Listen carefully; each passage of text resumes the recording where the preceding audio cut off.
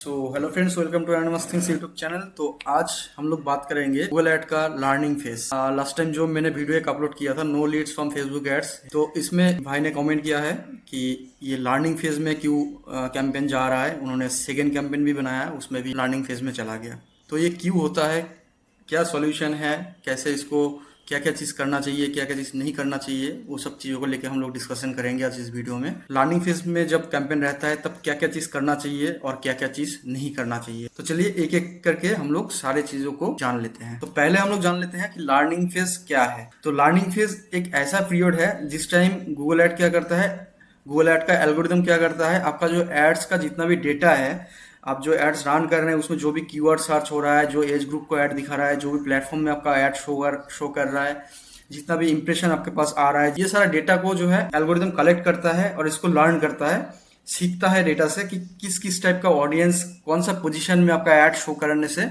आपके पास कन्वर्शन ज़्यादा से ज़्यादा आ सकता है। तो ये एल्गोरिदम का एक लर्निंग फेज रहता है। जैसे ही आप एड्स को एक्टिव करते हैं तो ये एल्गोरिदम जो है डेटा कलेक्ट करना स्टार्ट कर देता है, जो जो आपका फ्यूचर कन्वर्जन क्वालिटी को इंक्रीज करता है। अगर आपका कन्वर्जन ऐड चल रहा है तो आपको अच्छा लीड चाहिए होगा, आपको अच्छी क्वालिटी का कॉल चाहिए होगा। तो ये सारा चीज़ एल्गोरिदम तभी दे पाएगा जब वो ये चीज़ सीख जाएगा कि आपको क्या चाहिए मेनली। तो जैसे ही आप ऐड को लाइव करते हैं तो एल्गोरिदम ये सारा डेटा कैप्चर करता है और वो खुद स्टडी करता है, वो डेटा को लेके खुद लर्निंग पीरियड में रहता है, जिससे वो ऐड को अच्छे से ऑप्टिमाइज कर देता है आपका फ्यूचर रिजल्ट के लिए। तो ये हो गया आपका लर्निंग फेज। लर्निंग फेज एक एल्गोरिदम का सीखने का टाइम है। अगर हम इजी वर्ड में बोलेंगे तो जैसे एक बच्चे का जो जन्म होता है, जन्म के बाद उसको सीखना पड़ता है, चारों तरफ से वो सारे चीज़ कलेक्ट करता है, सारे डेटा को कलेक्ट करता है, फिर वो थोड़ा बड़ा होता है तो फिर वो जो भी सीखता है उस हिसाब से वो अपना आउटपुट देना स्टार्ट करता है। वैसे एक बच्चे जैसा ही आप सोच सकते हैं, गूगल ऐड भी जब आप स्टार्ट करते हैं तभी एक बच्चा रहता है, एकदम बेबी सा, जो धीरे धीरे जो डेटा कलेक्ट कर रहा है वो डेटा के हिसाब से वो फ्यूचर में आपको रिजल्ट ला के देगा, आउटपुट ला के देगा। तो लर्निंग फेज यही है। सेकेंड हम लोग जानते हैं कि लर्निंग फेज में कैंपेन क्यों जाता है। एक तो हो गया आपका कैंपेन स्टार्ट जब कर रहे हैं तब आपका कैंपेन जो है लर्निंग फेज में जा रहा है।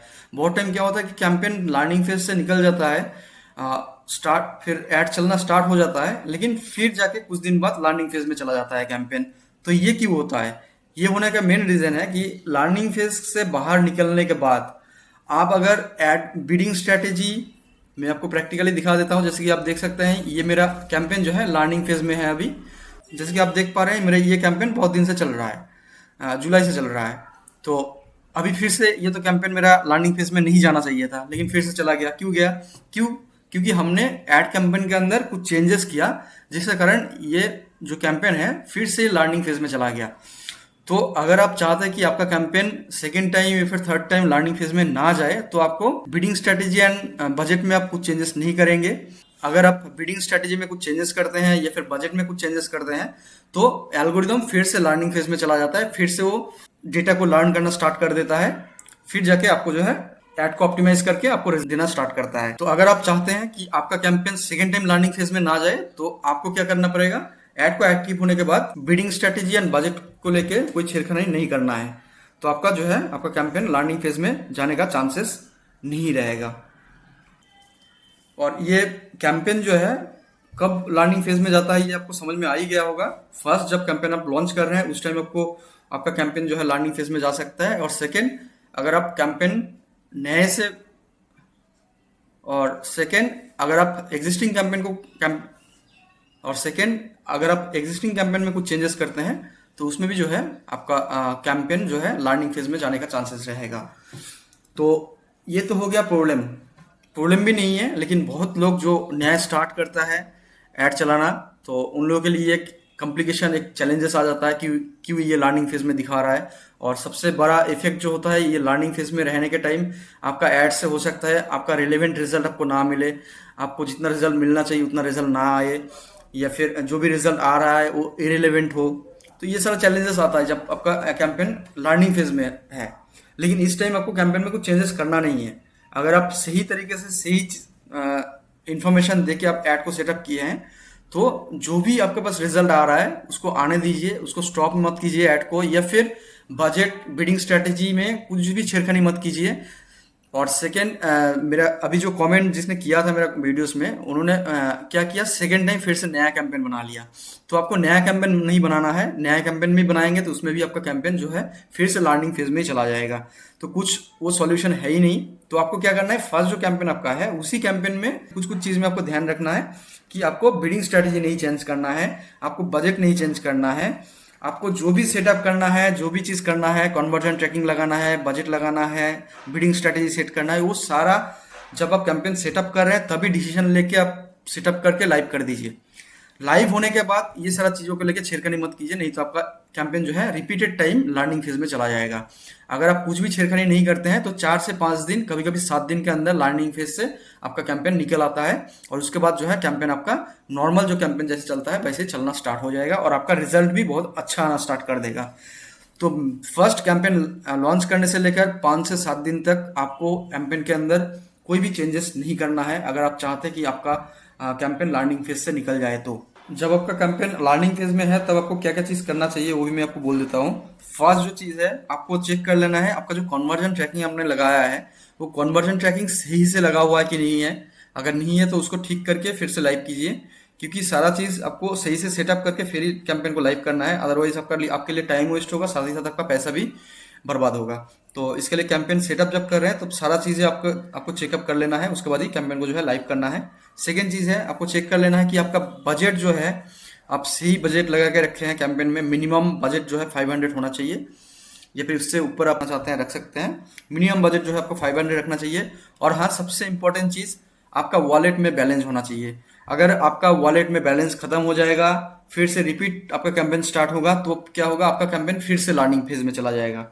तो आपको ये ध्यान रखना है कि आपके पास आपका वॉलेट में उतना पैसा हो जितना आपने एड्स में लगा के रखे हैं, और अगर उतना नहीं है तो आपको रिचार्ज खत्म होने से पहले ही, वॉलेट बैलेंस खत्म होने से पहले आपको रिचार्ज कर देना है, जिससे आपका ऐड स्टॉप नहीं होगा, जिससे आपका कैंपेन फिर से लर्निंग फेज में जाने का चांसेस नहीं रहेगा। थर्ड चीज ये है, कैंपेन के अंदर आप देख लीजिए कि आपने जो कीवर्ड यूज किए हैं, क्रिएटिव यूज किए हैं, या फिर जो भी हेडलाइन डिस्क्रिप्शन यूज किए हैं आपके एड्स के अंदर, वो सारे रिलेवेंट है आपका बिजनेस से, सारा रिलेवेंट है, और कीवर्ड भी सही है। क्योंकि आप कोई भी गलत कीवर्ड या फिर गलत हेडलाइन दे देंगे तो एल्गोरिदम उसी हिसाब से सीखना स्टार्ट करेगा।